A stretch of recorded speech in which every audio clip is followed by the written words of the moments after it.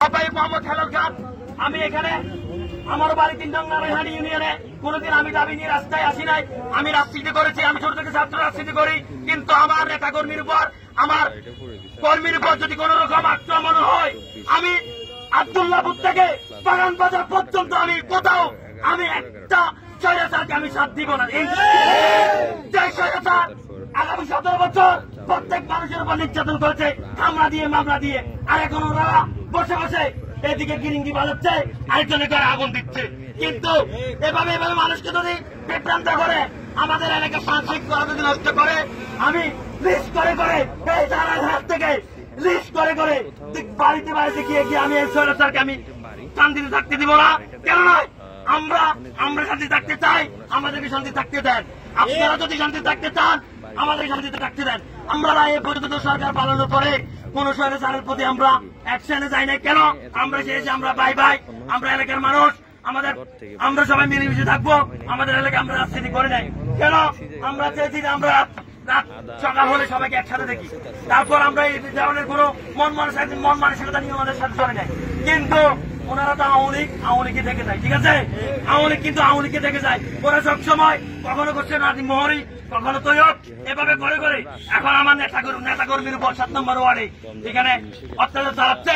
যারা এই অগ্নিকাণ্ডের সাথে সম্পৃক্ত ছিল, আমি পরিচরি কুতুব থানাকে আবারও আহ্বান করবো অচ্যুত মহাদকে 24 ঘন্টার মধ্যে যদি আপনারা যদি গ্রেফতার করতে না পারেন, আমাদেরকে বলে দেন। আমাদের 18টা ইউনিয়নে প্রত্যেকটা ইউনিয়নে আমাদের নেতা কর্মী আছে, আমরা গ্রেফতার করবো, আমরা আইন স্তব্ধ করবো। আমাদের ওই ক্ষমতা আছে, আমাদের সাংগঠনিক ক্ষমতা আমাদের পরিচয় আমাদের আছে। যদি গ্রেফতার করতে না পারেন, আমাদেরকে বলেন, আমরা ঘর থেকে বের করে নিয়ে আসবো কারা এই অগ্নিকাণ্ডের সাথে সম্পৃক্ত ছিল। আমাদের ওই সব ক্ষমতা আছে। আমরা যদি আইন হাতে তুলে না আনি, আমি আপনাদেরকে আইনের প্রতি শ্রদ্ধা রাখি। আমরা আইনের বাইরে নয়, আমরা এই এলাকার মানুষ, আমরা এই এলাকার নাগরিক, আমরা বাংলাদেশের নাগরিক। কেন আমাদের উপর আমাদের নেতা কর্মী বাড়ি জ্বালাই দেওয়া হয়েছে?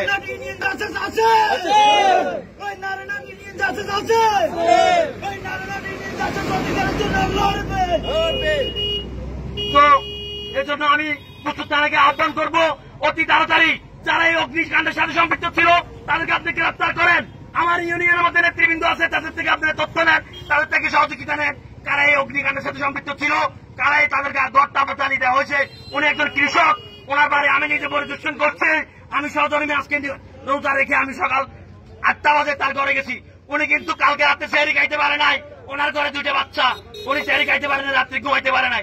করুণ কথা আমাকে বলছে, আমি রমজানের দিন এত শিক্ষা রাখছি, আমার প্রচুর হার হচ্ছে, আমার প্রচুর কষ্ট হচ্ছে, তারপরও আমি নিজেকে কন্ট্রোল করে রাখতে পারছি না। আমি আবেগে আপ্লুত, কারণ ওরা কালকে রাত্রে ঘরে ঘুমাইতে পারে নাই, রাস্তায় ঘুমাইছে, তাদের ঘর বাড়িতে জ্বালিয়ে দেওয়া হয়েছে। তারা এতই পশু, তাদের সাথে আমি মনে করি একমাত্র হায়নার সাথে তুলনা হয়। কারণ পৃথিবীতে একটাই পশু আছে, হায়না।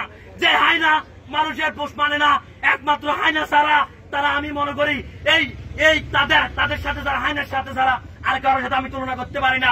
গরু বলেন, ছাগল বলেন, হাতি বলেন, বাঘ বলেন, প্রত্যেকে মানুষ পুষ মানাতে পারে, একমাত্র হায়নাকে পুষ মানাতে পারে না। হায়না চিরদিন মানুষের শত্রু ছিল, রক্তের গন্ধ পাইলে হায়না কিন্তু বারবার তাদেরকে গ্রাস করে। এই আওয়ামী লীগ স্বৈরাচার সবসময় এদের মাথায় একটাই মাই, তারা রক্তের গন্ধ খুঁজে, রক্তের জ্ঞান খুঁজে।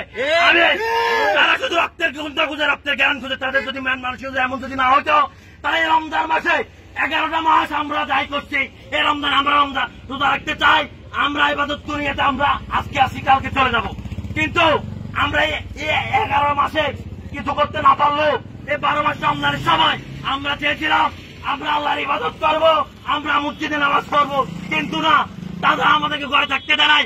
আমাদের ভাইকে ঘরটা জ্বালিয়ে দিয়ে কালকে রাত্রে ওনারা ঘরে ঘুমাইতে পারে নাই।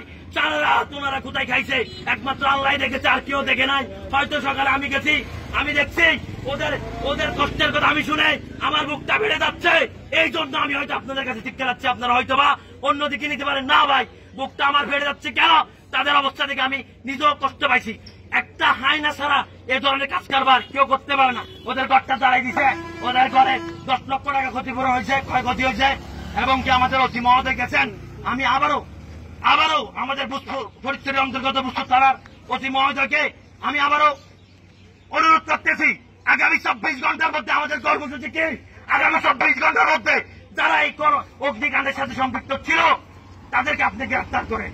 আর যদি গ্রেফতার করতে না পারেন আমাদেরকে বলেন, আমাদের প্রত্যেক ইউনিয়নে আমরা জিও সৈনিক সবাই আছি, ঠিক আছে?